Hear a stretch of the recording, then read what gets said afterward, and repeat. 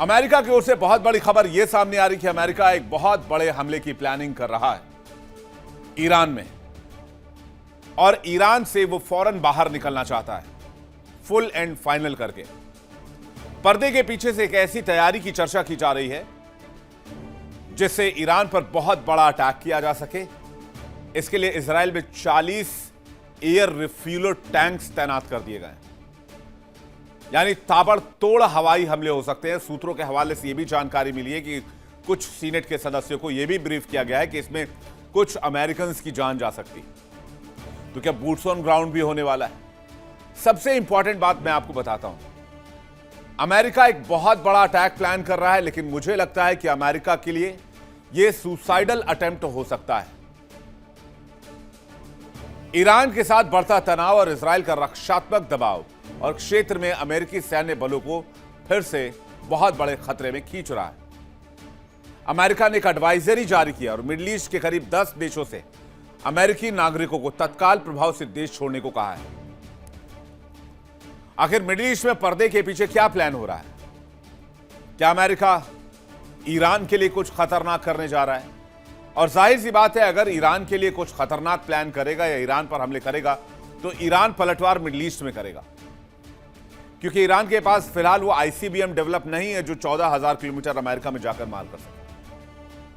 अगर ईरान पर हमला होगा तो ईरान मिडिल ईस्ट पर हमला करेगा। तो अमेरिका ने पूरे मिडिल ईस्ट के लिए एडवाइजरी जारी कर दी कि भाई आप जो है अमेरिकन जो है वो मिडिल ईस्ट खाली कर दें। यानी अमेरिका ईरान में बहुत बड़ा अटैक प्लान कर रहा है, लेकिन यह मिडिल ईस्ट में सबसे बड़ा हमले का प्लान अमेरिका के लिए सुसाइडल भी साबित हो सकता है। सेकेंड वर्ल्ड वॉर के बाद अमेरिका ने जब भी मिडिल ईस्ट में सीधे सैन्य हस्तक्षेप किया है, चाहे वो इराक हो, अफगानिस्तान हो, उसके परिणाम अमेरिका के लिए बहुत दर्दनाक रहे हैं, बहुत विनाशकारी रहे हैं। और इस बार ईरान के साथ सीधी टक्कर की जो पटकथा लिखी गई है वो वियतनाम और इराक से भी ज्यादा भयावह साबित हो सकती है। अमेरिका में इकोनॉमी और डॉलर का गिरता प्रभाव, यूक्रेन और इंडो पैसिफिक में बटे संसाधनों के बीच ईरान जैसे भौगोलिक और रणनीतिक रूप से मजबूत देश से टकराने की सूचना भी आत्महत्या है। जंग की भाषा में इसे ओवर स्ट्रेचिंग कहते हैं, यानी औकात से ज्यादा पांव फैला देना। वो कहते हैं ना, जितनी चादर हो उतनी ही पैर फैलानी चाहिए। यहां उल्टा हो गया है। ओवर स्ट्रेचिंग किसी भी साम्राज्य के पतन का कारण बनता है।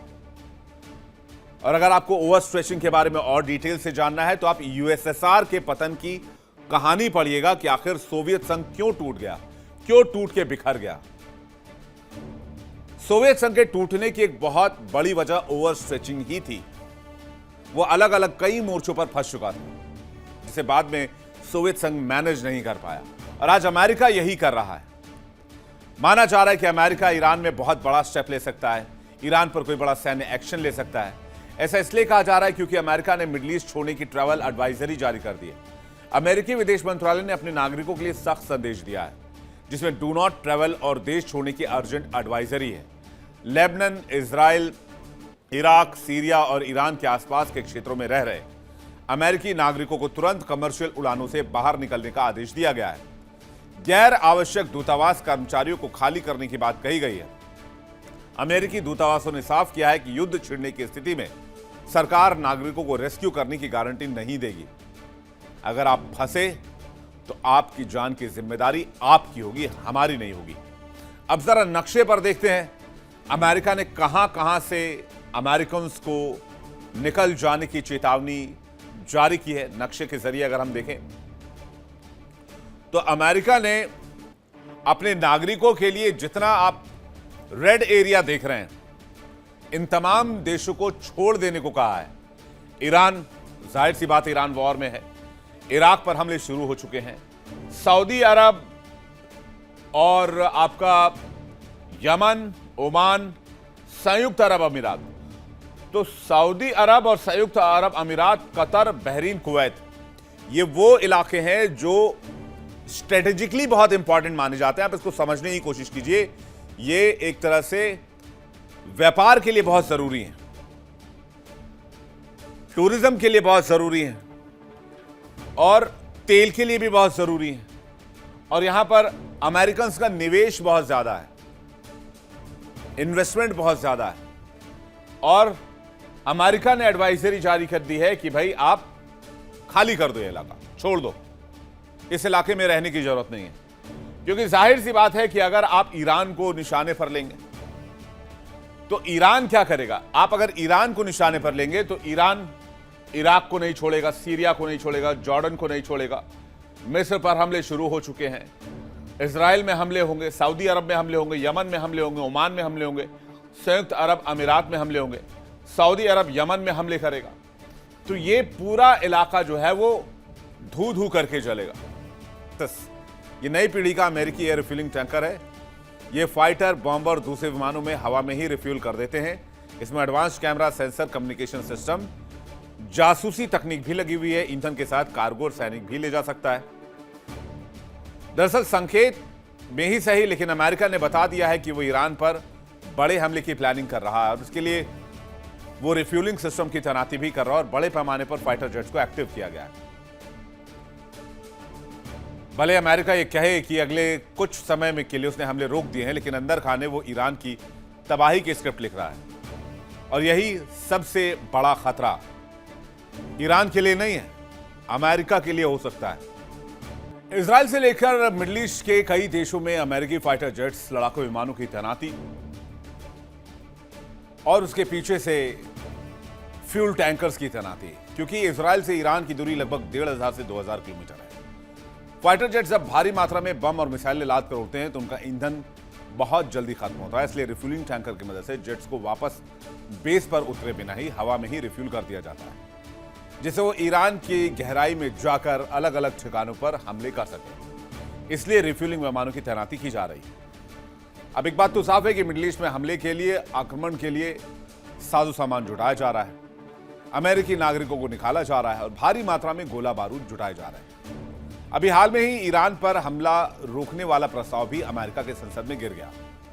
उधर नेतन्याहू भी ट्रंप को हमले की प्लानिंग बता चुके हैं। इसी को लेकर अमेरिका ईरान पर नए हमले की प्लानिंग कर रहा है, लेकिन अमेरिका को यह नहीं पता, वो एंटिसिपेट नहीं कर पा रहा या कैलकुलेट नहीं कर पा रहा है कि ये हमला एक आत्मघाती, एक सुसाइडल अटेम्प्ट हो सकता है। क्योंकि ईरान कोई इराक तो है नहीं, अफगानिस्तान भी नहीं है।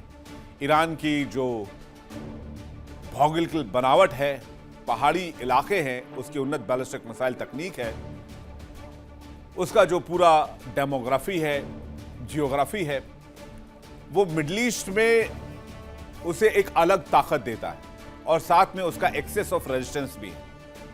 ईरान के ज्यादातर मिसाइल न्यूक्लियर बेस पहाड़ के सैकड़ों फीट नीचे मिसाइल सिटीज में रखे गए हैं, जिन्हें पारंपरिक बमबारी से पूरी तरह तबाह करना नामुमकिन जैसा है।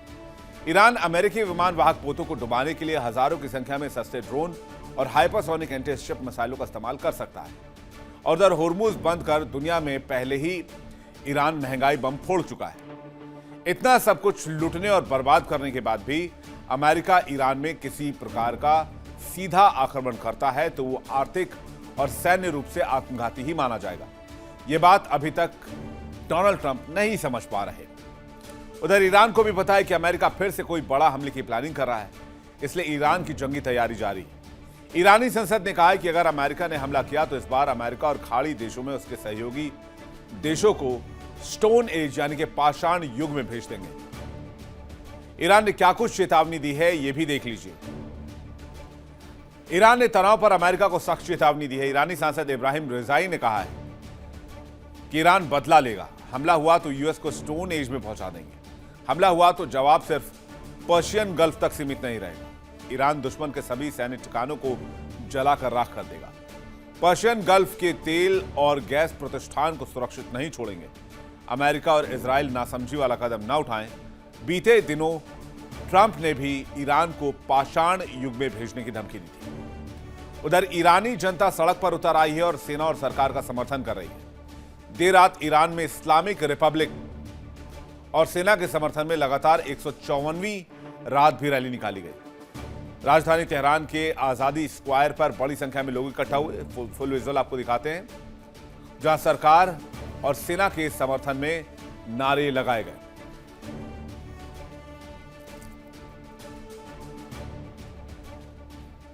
एक और जहां ईरान में जोश का माहौल है, जज्बे का माहौल है, राष्ट्रवाद का माहौल है, जश्न का माहौल है, तो दूसरी ओर अमेरिका और इजराइल में वहां की सरकार की नीतियों का विरोध किया जा रहा है। इसी बीच ट्रंप ने ऐलान किया कि सऊदी के कहने पर ईरान पर होने वाले हमले को फिलहाल रोक दिया गया है। यह हमला फिलहाल कुछ दिनों के लिए रोका गया है। ट्रंप ने यहां तक कह दिया कि ईरान से बातचीत जारी है। ट्रंप की धमकी से लेकर उनके यू टर्न मारने तक की कहानी क्या कुछ कहती है, यह भी समझ लीजिए। 8 जुलाई ईरान ने होर्मुज स्ट्रेट में जहाजों को रोका। फिर जवाब में अमेरिका ने ईरान पर फिर से हवाई हमले शुरू कर दिए। 8 से 20 जुलाई ईरान ने अमेरिकी ठिकानों पर जवाबी हमले किए।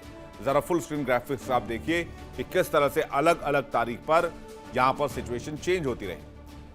8 से 20 जुलाई जॉर्डन और इराक में 4 अमेरिकी सैनिक मारे गए। फिर 20 जुलाई आ जाइए, हूती और विद्रोहियों ने रेड सी में सऊदी के खिलाफ समुद्री नाकेबंदी कर दी। अगर आप इसको पूरे स्क्रीन पर देखेंगे तो आपको समझ आएगा कि कैसे 25 जुलाई से 13 दिन की लगातार बमबारी किया है अमेरिका ने ईरान के ऊपर।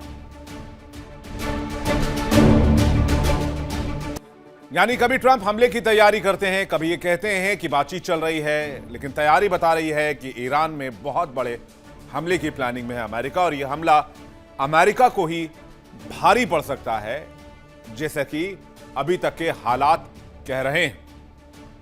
ऐसा भी हो सकता है कि मिडिल ईस्ट से अमेरिका का ही सफाया हो जाए। देखिए इंडिया डेली 24/7 अब आपके स्मार्ट टीवी पर। इंडिया डेली मौजूद है सभी डिजिटल प्लेटफॉर्म पर लाइव और लगातार। इंडिया डेली 24/7 हर दिन राष्ट्र को समर्पित।